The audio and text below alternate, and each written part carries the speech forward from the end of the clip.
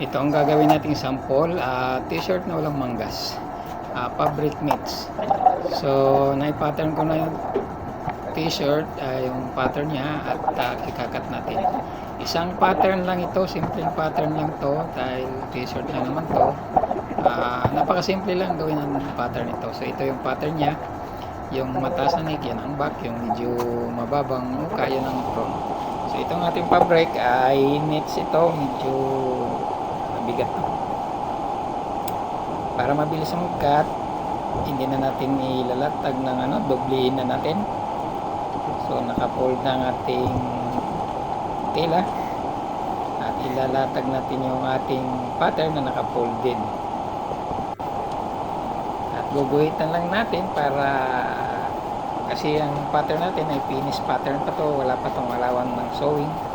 So ang laylayan 3/4 ang alawan. So ang bawat side ay lahat ay 1/4 kasi direct overlock ito. So 1/4 lang ilalagay natin na allowance. Sa laylayan ay 3/4 para pang spreader. So ayan yung back ang nauna natin gawin, at isusunod natin yung front. So ganun pa rin, itufold pa rin natin yung tela, buhitan ulit natin. Yan, ganun din sa laylayan, may 3/4 allowance, tapos 1/4 na.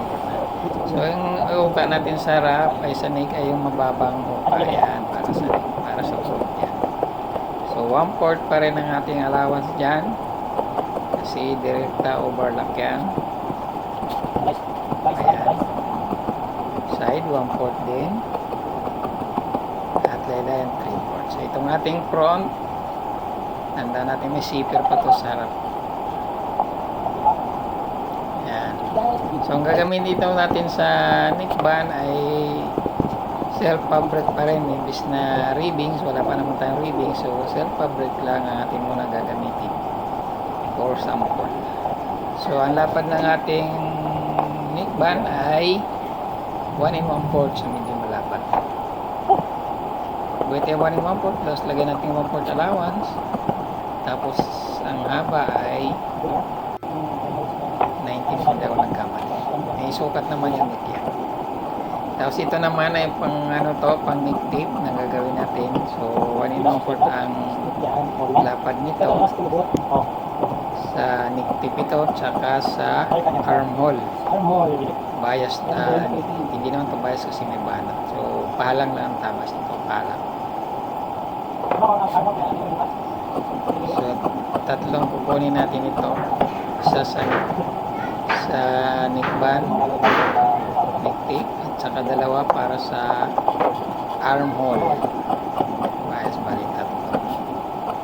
Ayan. So gano'n lang, napakasimple lang gumawa ng t-shirt. Ito for sample ko lang to. Pag na-approve na to, mas production na ito. So ayan, saka natin gagawa ng sizing niya pag na-approve. Pag natahi na, ito na yung ating natabas. Kinuha na ng kasama.